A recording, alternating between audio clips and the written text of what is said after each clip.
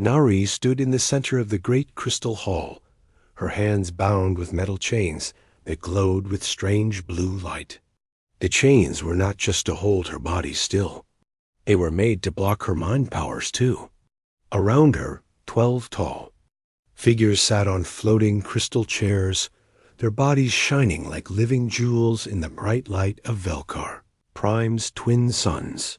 The High Council of the Velkari Empire looked down at her with cold eyes.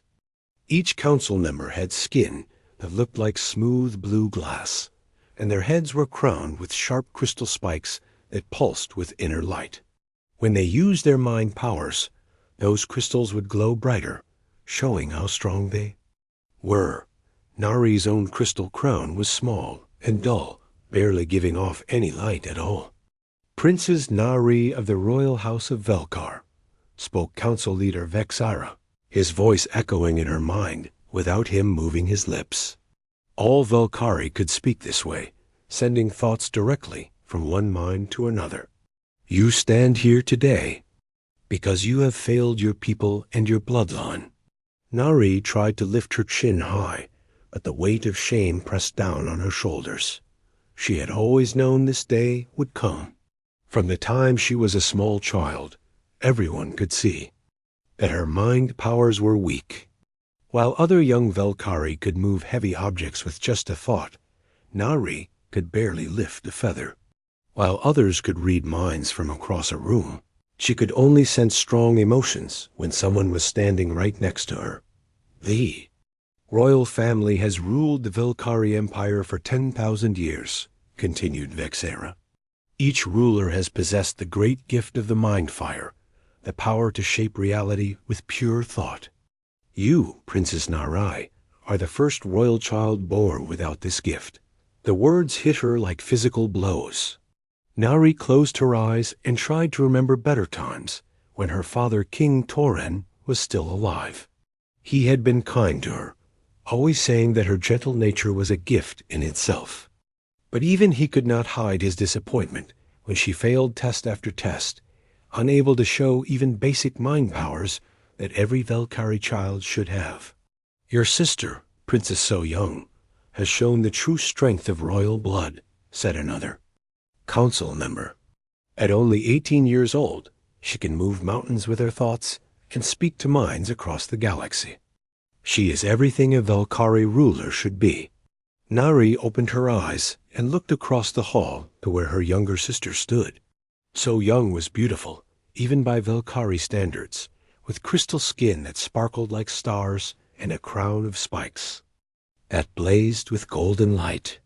She was only 2 years younger than Nari, but her powers were already stronger than most adult Velkari. She would make a good empress, Nari knew.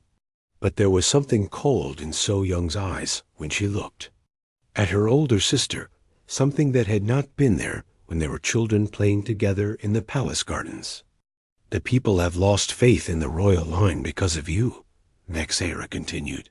They whisper that the gods have cursed our family, that we have grown weak. Some even dare to question whether the royal house should continue to rule at all. Nari felt her heart break a little more. She had never wanted to hurt her people or her family. She had tried so hard to be strong, spending hours every day in training, pushing her weak mind until she collapsed from exhaustion. But no amount of effort could give her powers she was not born with. There is only one way to restore honor to the royal house, said Vexera. You must be removed from the line of succession. You must be sent away where your weakness cannot shame us anymore. I understand, Nari said quietly, speaking out loud instead of using mind talk. Her voice sounded small in the huge crystal hall. What would you have me do? There is a small world called Haven's Rest, said another council member. It is inhabited by creatures called humans. They are primitive beings with no mind powers at all. They are little more than clever animals, really. You will go there and live among them as part of a cultural exchange program. Nari had heard of humans before. The Velkari considered them to be one of the least developed species in the galaxy. They could not speak with their minds, could not move objects with thought, could not even sense each other's emotions properly. They had to use crude tools and machines to do things that any Valkyrie child could do with a simple mental command. Living among such creatures will be a fitting punishment for your weakness, said Vexera. Perhaps seeing beings even more limited than yourself will teach you to appreciate the gifts you have wasted. So Young stepped forward, her crystal crown blazing brighter. Sister, she said, and for a moment, Nari heard some of their old affection in her voice. This does not have to be forever. If you can learn to accept your limitations and find a way to serve the Empire despite them, perhaps someday you might return. But Nari could sense the lie behind the kind words. So Young had already been named heir to the throne. The younger princess had worked hard to convince the council that Nari was a threat to their family's reputation. This exile was not temporary. It was meant to be permanent. I will go, Nari said simply. There was no point in fighting. She had no allies left in the court, no one who would speak for her. Her father was dead, and her mother had withdrawn from public life years ago, too ashamed of her eldest daughter to show her face. The guards came forward to lead her away. As they walked through the crystal halls of the palace where she had grown up, Nari tried to memorize everything. The way the light played through the transparent walls, the soft chiming sounds the crystal floors made under their feet, the sweet smell of the flowering vines that grew wild through the corridors dotted the spaceport. They fitted her with a small metal device behind her ear. This neural inhibitor will make sure your already weak powers become even weaker, explained the technician. We cannot risk you using what little ability you have to cause trouble among the humans. The device sent sharp pain through her skull. When it was activated, Nari gasped and almost fell, but the guards caught her arms and kept her standing. The small amount of mind sense she had always possessed, her ability to feel other people's emotions, faded away completely. For the first time in her life, she felt truly alone inside her own head. They put her on a small ship with supplies and a basic translation device. As the ship lifted off from Belkar Prime, Nari pressed her face to the small window and watched her homeworld grow smaller and smaller until it was just another point of light among the stars. She was 20 years old, had never been away from home before, and was about to live among aliens that her people considered barely intelligent. The neural inhibitor made her head throb with constant pain. Her royal titles were gone. Her family had rejected her, and she would probably never see her homeworld again. But as the ship jumped into hyperspace and the stars stretched into long lines of light, Nari felt something she had not expected. Mixed in with her fear and sadness was a tiny spark of something that might have been relief. For the first time in her life, she would not have to pretend to be something she was not. Among the humans, her weakness would not matter because they were all weak too. Maybe, in a strange way, she would finally fit in somewhere. The ship shook and rattled as it dropped out of hyperspace near Haven's Rest. Nari gripped the edges of her seat and tried not to be sick. The neural inhibitor behind her ear sent waves of pain through her head with every bump and turn. She had been traveling for 3 days, and the headaches had not stopped once. Through the small window, she could see Haven's Rest spinning slowly below them. It was much smaller than Valkar Prime, with brown and green patches instead of the crystal cities she was used to. There were no beautiful floating spires or glowing crystal formations, just rough-looking metal buildings scattered across the surface like someone had dropped handfuls of gray rocks. The pilot was a Valkyrie military officer who had not spoken to her once during the entire trip. He guided the ship down to a flat area outside the largest cluster of buildings. Nari could see small figures moving around on the ground, but they were too far away to make out clearly. "We have arrived at the human settlement," the pilot said, coldly. You will take only what you can carry. The humans have been told you are coming, but they do not know why you were really sent here." Nari nodded and gathered her few belongings. She had been allowed to bring one small bag with some clothes and personal items. Everything else from her old life had been left behind on Velkar Prime. The translation device was clipped to her ear next to the neural inhibitor, making that side of her head feel heavy and strange. The ship's door opened with a hiss of air. Nari stepped outside and immediately noticed how different everything felt. The air was thinner than on her homeworld, and it smelled of metal and something else she could not identify. The gravity was lighter too, making her feel like she might float away if she was not careful. A group of humans was walking toward the ship.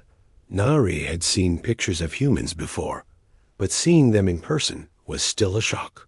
They were so short compared to Velkari, and their skin was soft-looking and pink instead of crystal hard. They had hair growing out of their heads in wild tangles, and their eyes were small and dark. But what struck her most was how they moved. Velkari moved with smooth, flowing motions, guided by their mind powers. These humans walked with quick, jerky steps, their arms swinging freely at their sides. They looked almost clumsy, but there was something energetic about the way they moved that was completely different from what she was used to. The human in front of the group stopped a few steps away from her and smiled. Nari had learned about human facial expressions during her brief education about their species, but seeing a real smile was still surprising. Velkari did not move their faces much when they communicated, since they mostly used mind talk. "Welcome to Haven's Rest," Human said. His voice was deeper than she had expected, and the words came out of his mouth instead of appearing directly in her mind. "My name is Tae-Jin. I'm the mining foreman here, and I've been chosen to be your cultural guide." Nari stared at him for a moment, not sure how to respond. He was taller than the other humans, with broad shoulders and arms that looked very strong. His hair was black and cut short, and his eyes were kind. There were lines around those eyes that suggested he smiled often. "I am Nari," she said carefully, using her voice instead of trying to mind speak. The translation device worked well, turning her Velkari words into human language. "I thank you for welcoming me." Behind Tae-Jin, the other humans were looking at her with open curiosity. Nari was used to being stared at, but this felt different. On Velkar Prime, people stared at her because of her weakness and shame. These humans seemed to be staring simply because she was new and interesting. "This is Ba Ram," Tae-Jin said, pointing to a smaller human with clever-looking eyes. "She's our chief engineer. She keeps all our equipment running." Ba Ram nodded and said something in human language that the translator turned into "nice to meet you." "And this is Hyan Wu," Tae-Jin continued, indicating a human who stood very straight and had scars on his hands and face. "He's our administrator and helps keep us all safe." Hyan Wu nodded more formally than the others. Behind them, Nari could see the Velkari ship lifting off again. The pilot had not even bothered to say goodbye. She watched it disappear into the sky, taking with it her last connection to home. Now she was truly alone among these strange creatures. "Let me show you around," Tae-Jin said. "I know this must all be very different from what you're used to." They walked toward the buildings, and Nare tried to take in everything at once. The structures were made of metal and some kind of gray stone, built in straight lines and right angles. There were no flowing curves or organic shapes like Velkari architecture. Everything looked functional and practical, but also somehow sturdy and reliable. "Haven's Rest is a mining colony," Tae-Jin explained as they walked. "We extract rare minerals from the asteroid belt around this system. The work is dangerous, but it pays well, and the minerals are needed for spaceship engines throughout this part of the galaxy." Nari saw humans everywhere, working with tools and machines, carrying heavy objects talking to each other in loud voices. What amazed her was how they all seemed to know what to do without anyone using mind powers to coordinate them. On Velkar Prime, large projects were managed by powerful telepaths who could direct hundreds of workers with their thoughts. Here, the humans just seemed to figure things out by talking and watching each other. How do you organize such complex work without mind speech? She asked. Tae-jin looked puzzled for a moment. Oh, you mean telepathy? We just talk to each other and plan things out. It works pretty well most of the time.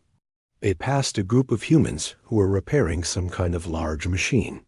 Nari watched in fascination as they worked together.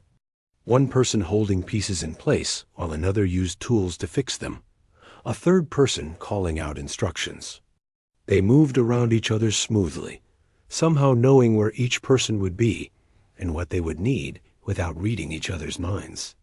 Your species must have very good intuition about each other, Nari said. I guess so, Tae-jin replied. We've been working together for a long time. You learn to read body language and facial expressions, figure out what people are thinking by how they act. Nari found this idea fascinating. Valkyrie relied so heavily on their mind powers that they had never developed subtle ways of communicating with their bodies and faces. These humans had created an entire system of understanding each other without any telepathic abilities at all. Tae-jin showed her to a small building that would be her home. It was simple but clean, with a bed, a table, and a small kitchen area. The walls were decorated with pictures of landscapes from other worlds. Apparently humans like to look at images of beautiful places. I know this isn't much compared to what you're probably used to, Tae-jin said, looking a little embarrassed. But it's warm and safe, and will make sure you have everything you need. It is fine, Nari said, and she meant it. The space was small, but it felt cozy in a way that her large, cold palace rooms never had. Thank you for your kindness. That evening, several humans came to her door carrying food and small gifts. They introduced themselves and tried to make conversation, even though the language barrier made things difficult. Nari was surprised by how friendly they were to a complete stranger from another species. On Velkar Prime, interactions between different social classes were formal and distant. Here, these humans treated her almost like family right from the start. They laughed easily, touched each other casually on the shoulders or arms, and seemed genuinely interested in getting to know her. Bo Ram brought her a small device that could play human music. I thought you might like to hear some of our songs, she said. The music was unlike anything Nare had ever experienced, wild and emotional, with complex rhythms that seemed to match the energetic way humans moved. Hyan Wu brought her a book with pictures of different human colonies throughout the galaxy. So you can see what other places are like, he explained. Nari was amazed that humans had spread to so many different worlds, building communities and working together despite having no mind powers to help them. But it was Tae-jin who surprised her the most. He stayed after the others left, helping her figure out how the kitchen equipment worked and explaining some of the basic rules of the colony.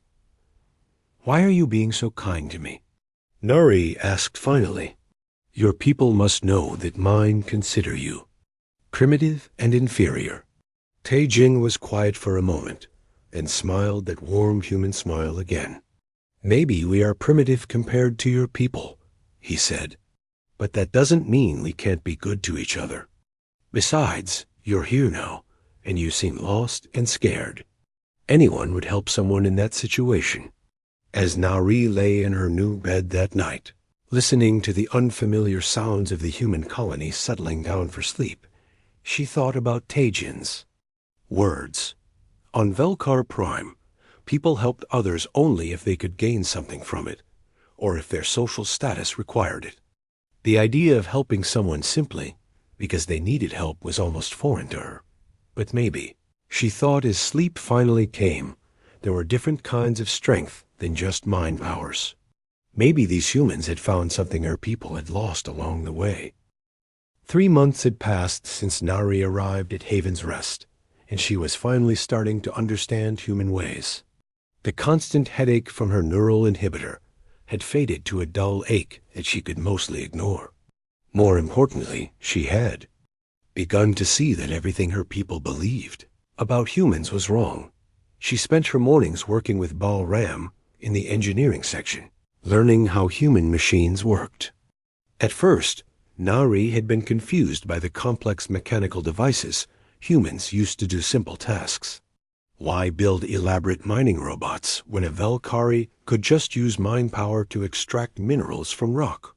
But as she watched Bioram work, Nari began to understand something amazing. The machines were not just tools, they were expressions of human creativity and intelligence. Every gear, every circuit, every line of code was carefully designed to solve problems in clever ways. Humans could not move objects with their thoughts, so they had learned to build things that could move on their own. "Look at this," Bioram said one morning, showing Nari the plans for a new mining drone. "The asteroids in Sector 7 have a lot of unstable pockets, too dangerous for humans to go in person. But if we design the drone with flexible arms and better sensors, it can navigate the tricky areas safely." Nari studied the drawings, amazed by their complexity. "On my world, we would just send someone with strong mind powers to stabilize the asteroids before mining them. That would work if we could do it," Bioram said with a smile. "But since we can't, we have to get creative. Sometimes I think our limitations make us more inventive, not less." In the afternoons, Nari usually spent time with Tae-Jin, learning about human emotions and relationships. This was the most confusing part of human culture for her. Velkari had emotions too, but they were usually shared through mind links, experienced by whole groups at once. Humans felt things individually, and they had to find ways to express these feelings to each other using words and actions. "Why do humans form pair bonds?" Nari asked one day as they walked through the colony's small garden area. Velkari mate for genetic compatibility and social advantage. But humans seem to choose partners based on feelings? Tae-Jin laughed, a sound that Nari had grown to love. Human laughter was so different from the mental harmonies that Velkari shared when they were pleased. It was rougher, more physical, but somehow warmer. "It's called love," he said. "When two people care about each other more than themselves. When being together makes both of them stronger and happier than they would be alone." "But how do you know if someone loves you if you cannot read their thoughts?" "You pay attention to how they act," Tae-Jin explained. "Do they make time for you? Do they listen when you talk? Do they try to help you when you're having problems? Do they make you laugh?" Actions show love better than thoughts sometimes. Nari found herself thinking about this conversation often. She had never experienced love the way Tae-Jin described it. Velkari relationships were based on mental compatibility and social status. But the more time she spent with Tae-Jin, the more she understood what he meant. She looked forward to seeing him every day. His smile made her feel warm inside. When she had problems, he was always ready to help. Was this love? The idea both excited and terrified her. But it was during the pirate attack that Nari truly understood. What made humans special? The warning came on a quiet morning. Haiyan Wu's voice crackled over the colony's communication system. "All personnel to emergency stations. We have hostile ships approaching. This is not a drill." Nari had been helping Bioram calibrate sensors when the alarm went off. Through the workshop windows, she could see people running to their assigned positions. There was no panic, no screaming. The humans moved quickly but calmly, each person knowing exactly what to do. "How many ships?" Bioram asked, pulling up tactical displays on her computers. "3 large attack vessels," came Haiyan Wu's reply. armed and dangerous. They're demanding we surrender all our refined minerals and evacuate the colony. Nari felt fear grip her heart. On Velkar Prime, such a situation would be handled by powerful mind warriors who could disable enemy ships with pure thought. But humans had no such abilities. How could they possibly defend themselves? What do we do? She asked. Oram's eyes were bright with determination. We fight, of course. Tae-jin, can you take a team to the asteroid field? If we can hide some of our mining ships in the rocks, maybe we can surprise them.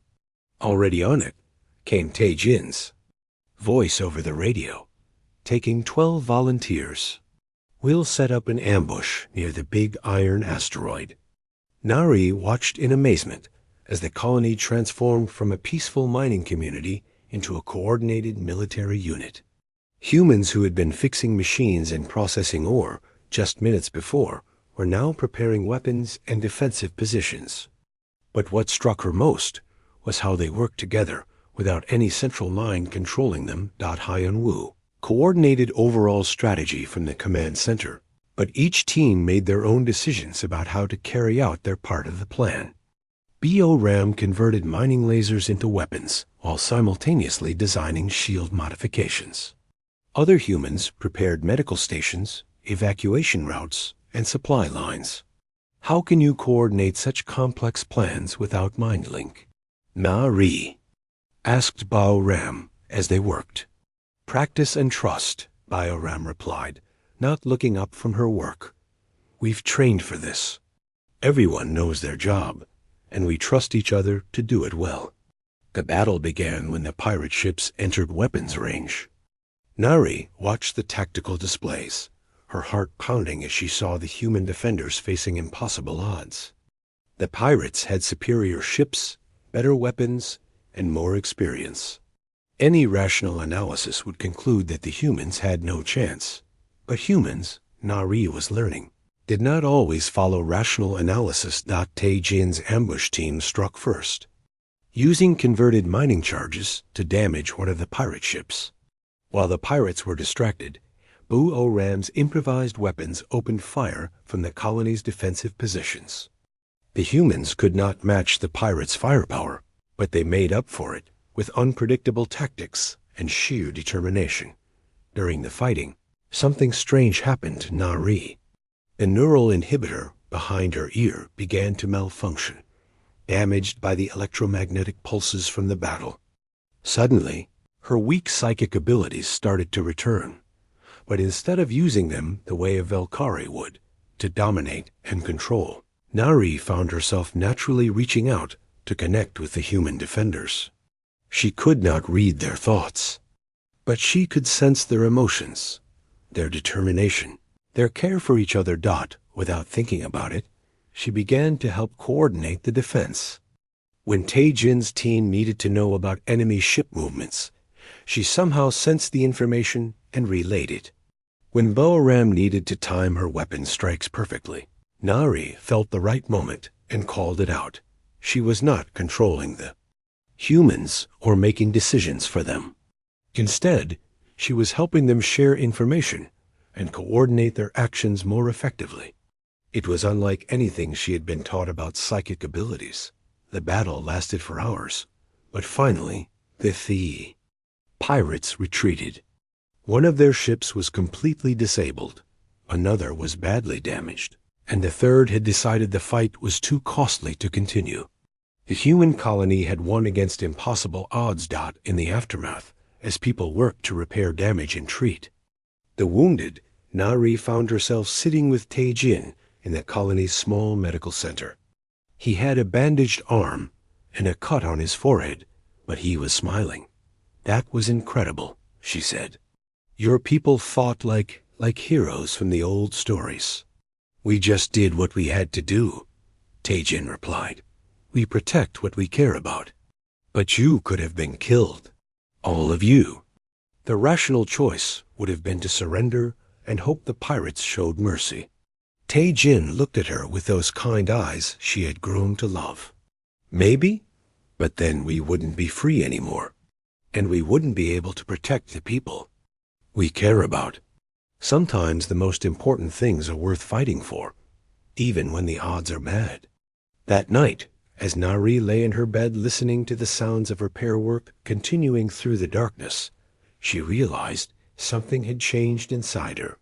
For the first time in her life, she had been part of something larger than herself. Not through royal blood or social position, but through choice and shared purpose.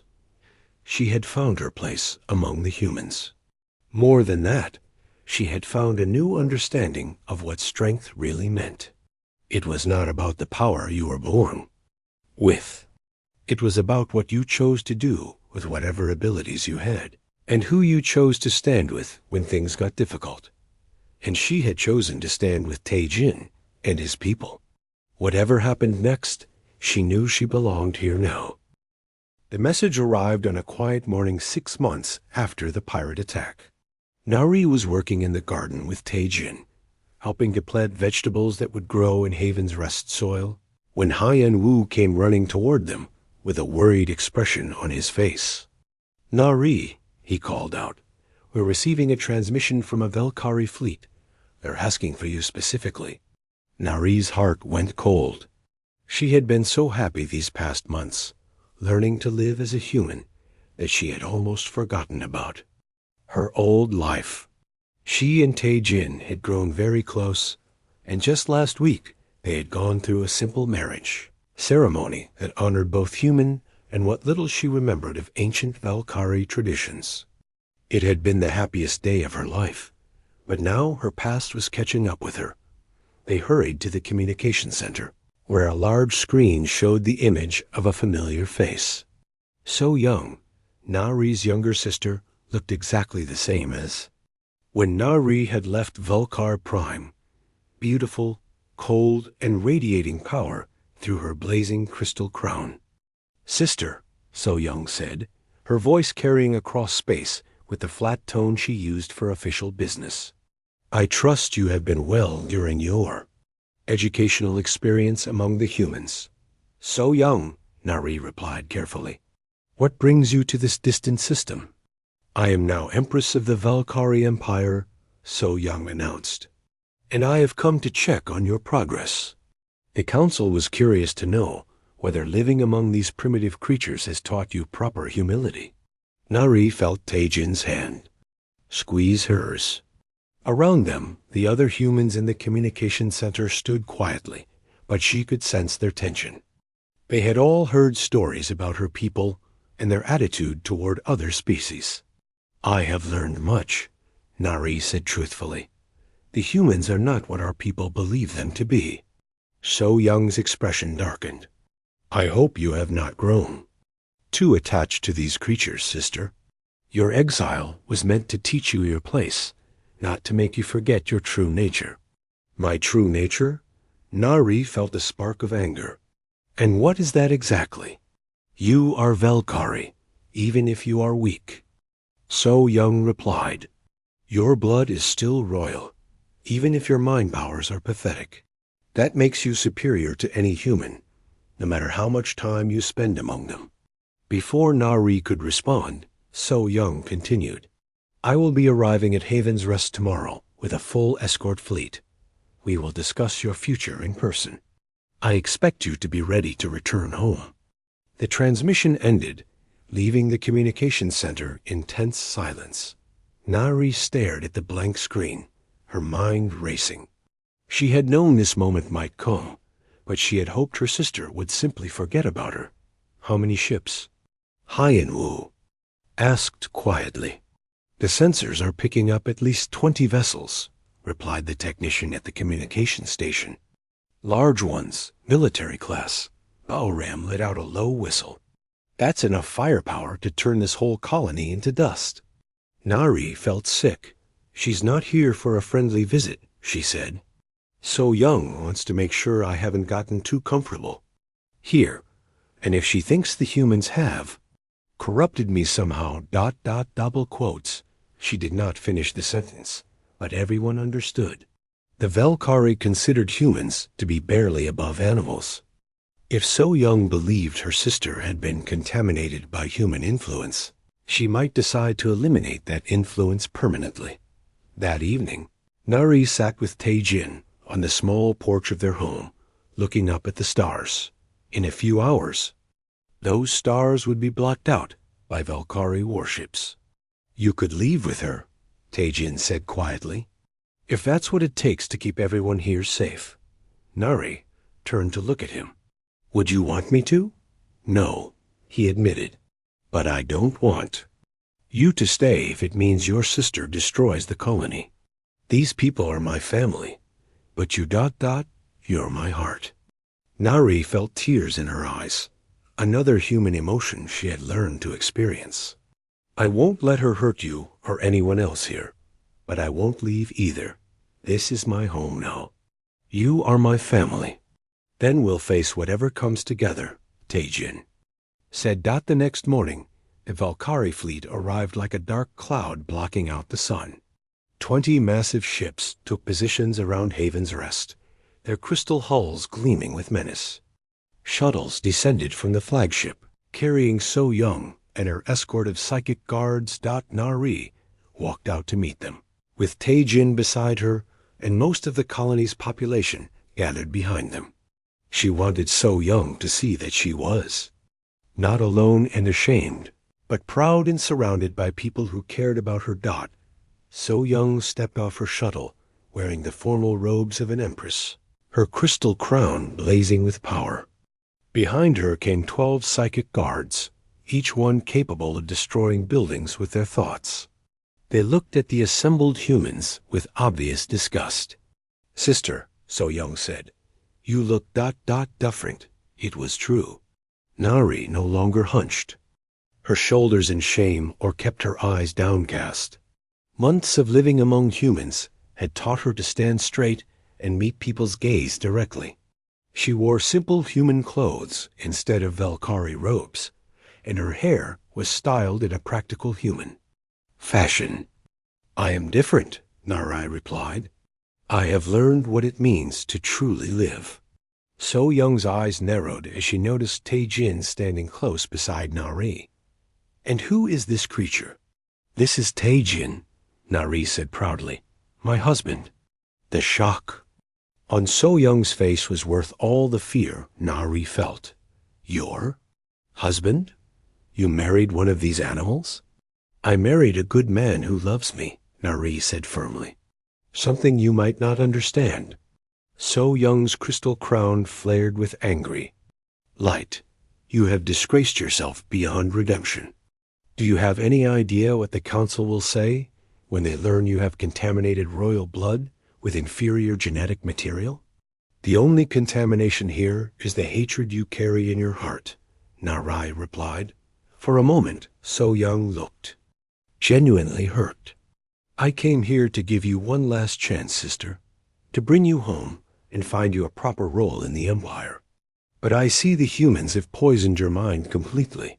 They have shown me kindness, respect, and love," Nari said. "Things I never experienced on Velkar Prime." "Love?" So Young laughed bitterly. "These creatures cannot even read your thoughts. How can they love what they do not understand? They love me for who I choose to be, not for what I was born as," Nari answered. "That is real love."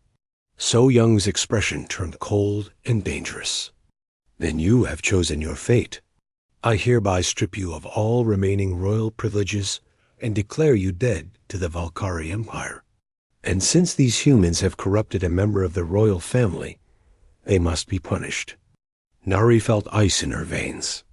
"What do you mean?" "This colony will be destroyed," So Young announced loudly enough for everyone to hear.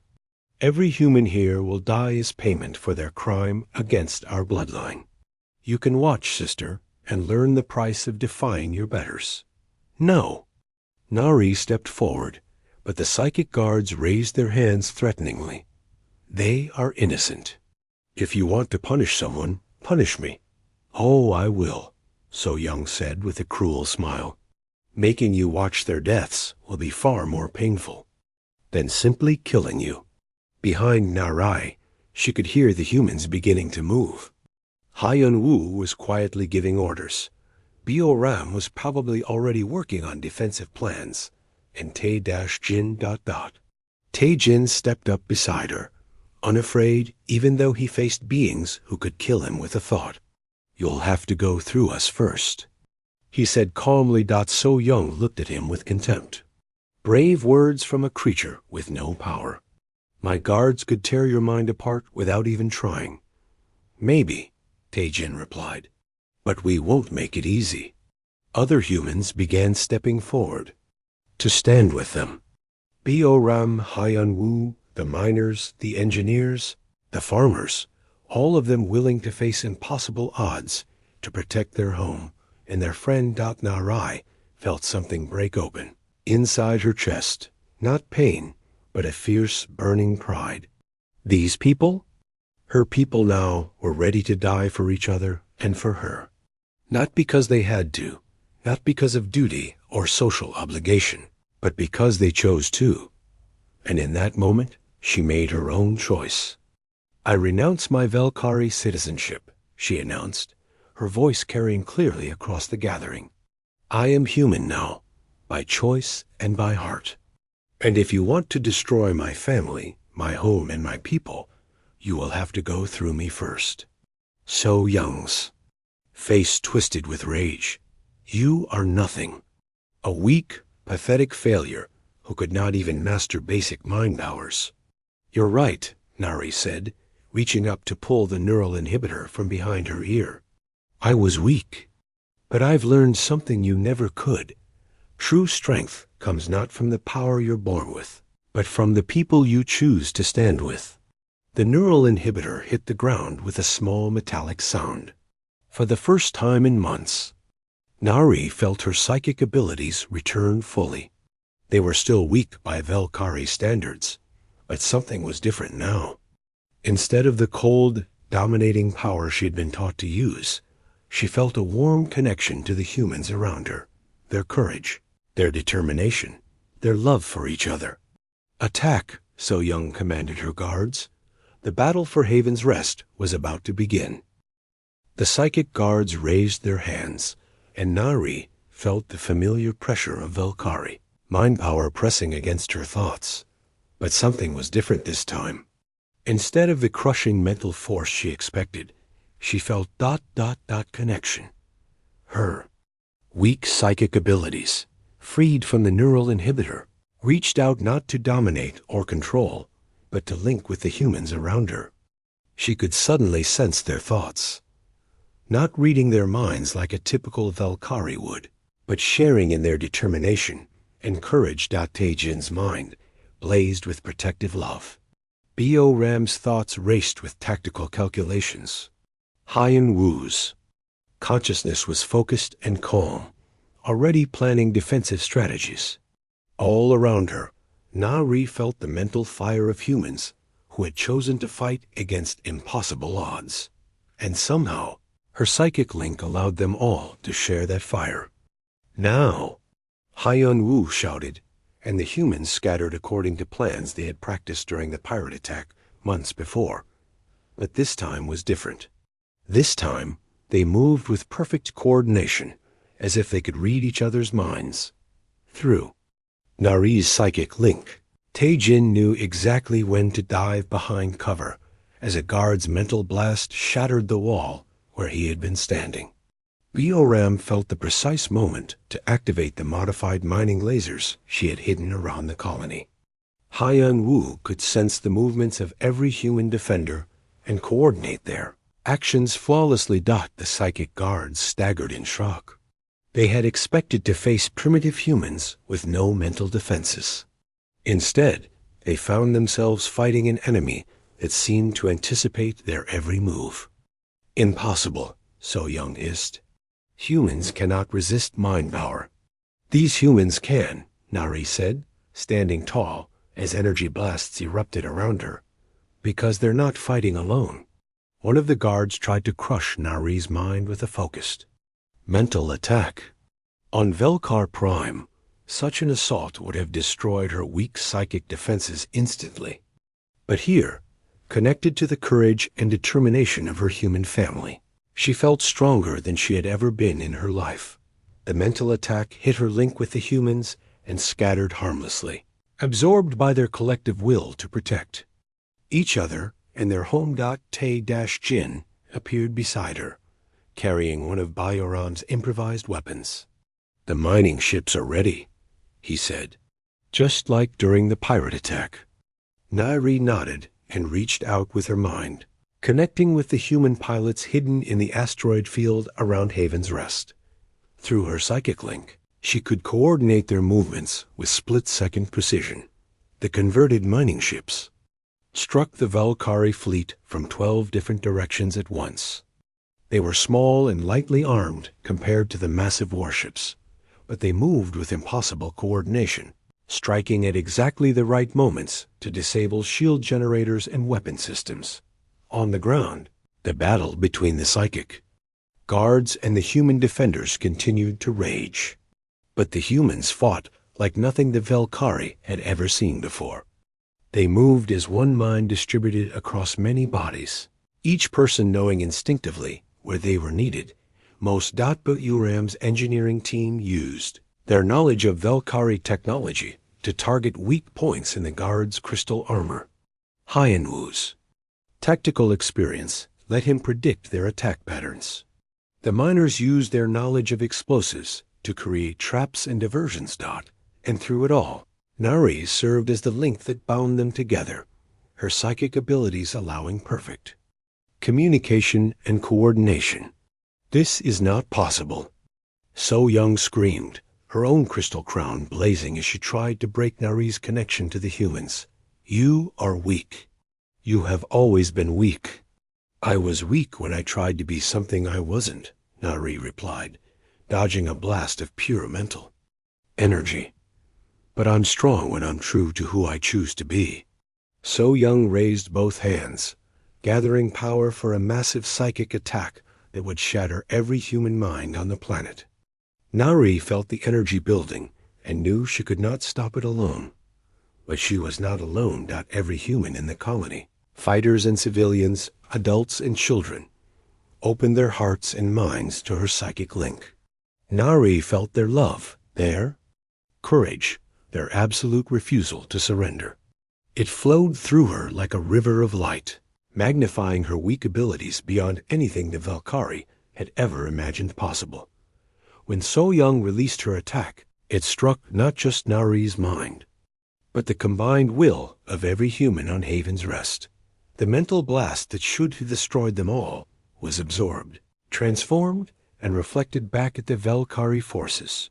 3 psychic guards collapsed immediately, their minds overwhelmed by the sheer force of human determination. The others staggered, their crystal armor cracking under psychic pressure they had never experienced before. In space, the Valkyrie fleet found itself under coordinated assault from mining ships that seemed to know exactly where to strike. One by one, the great warships began to lose power and drift helplessly. So Young stared at her sister in shock and growing fear. "What are you?" "I am Nari," she replied simply. "I am human by choice, Valkyrie by birth, and stronger than either could be alone." The battle was turning. The psychic guards were retreating toward their shuttles, their confidence shattered by an enemy they could not understand. The Valkyrie fleet was in chaos, powerful ships disabled by tiny mining craft that fought with impossible skill. But Nari felt no desire for revenge. Instead, she reached out to So Young with her psychic abilities, not to attack, but to share what she had learned. For just a moment, So Young experienced what Nari felt every day among the humans. The warmth of being accepted for who you are instead of what you are born to be. The strength that comes from protecting people you love. The joy of working together toward something greater than yourself. So Young jerked back from the mental contact, tears streaming down her crystal face. I don't understand. How can creatures without mind power make you feel so ... Complete? Because they love me," Nari said gently.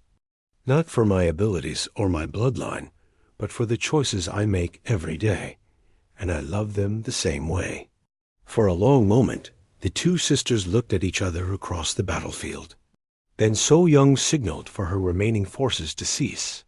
"Fire, you have won," she said quietly. "But this changes nothing. The council will never accept what you have become." "I don't need their acceptance," Nari replied. "I have something better, a family that chose me, and a home I helped build." So Young nodded slowly. "I could destroy this place with the ships I have left, but I find I do not want to." She looked around at the humans, who were tending to their wounded and helping each other, despite having just faced impossible odds. "Perhaps there is something here I do not understand." "There is," Nari said. "And if you ever want to learn about it, you would be welcome here." So Young's expression showed surprise, then something that might have been hope. "You would forgive me? After I tried to destroy everything you care about?" "That's what family does," Nari said, using words Taejin had taught her. "We forgive each other and try to do better." The Velkari Empress stood silent for a long moment, then bowed slightly to her sister. "I will not forget this day," she said. Perhaps the council needs to learn new ways of thinking." As So Young and her forces departed, the humans of Haven's Rest began the work of rebuilding and healing. But something had changed forever. The battle had proven that there were different kinds of strength, different ways of being powerful. Nari stood with Taejin, watching the Velkari ships disappear into hyperspace. Around them, their friends and neighbors worked together to repair the damage from the battle, just as they did everything else, through cooperation, determination, and love. "Do you think she'll really change anything back on your homeworld?" Taejin asked. "I don't know," Nari admitted. "But maybe that's not what matters. What matters is that we've proven something important here." "What's that?" Nari smiled, thinking of all the humans who had stood with her against impossible odds, who had shared their strength with her and allowed her to share hers with them. "That honor isn't something you're born with," she said. "It's something you choose every single day. And sometimes the people who seem weakest at first are the ones who end up being strongest when it really matters." Over the following months, word of the battle at Haven's Rest spread throughout the galaxy. Other Velkari exiles began arriving, seeking the same acceptance and purpose that Nari had found. Humans from other colonies came too, drawn by stories of a place where different species could work together as equals. Nari and Taejin became leaders of this growing community, helping to bridge the gap between species and ways of thinking. BioRam designed new technologies that combined human engineering with Volkari psychic abilities. Hyun Woo established diplomatic relations with other worlds. And sometimes, late at night when the colony was quiet, Nari would stand under the stars and remember the frightened, ashamed princess who had arrived on Haven's Rest over a year ago. That person seemed like a stranger now. She had been cast out by her people for being unworthy, but she had found her worth among beings her culture considered inferior. She had been weak by Velkari standards, but strong in ways the Velkari had never imagined. Most importantly, she had learned that true honor came not from power or bloodline, but from the choice to protect and care for others. Even when the cost was high. Nari was no longer a Velkari princess.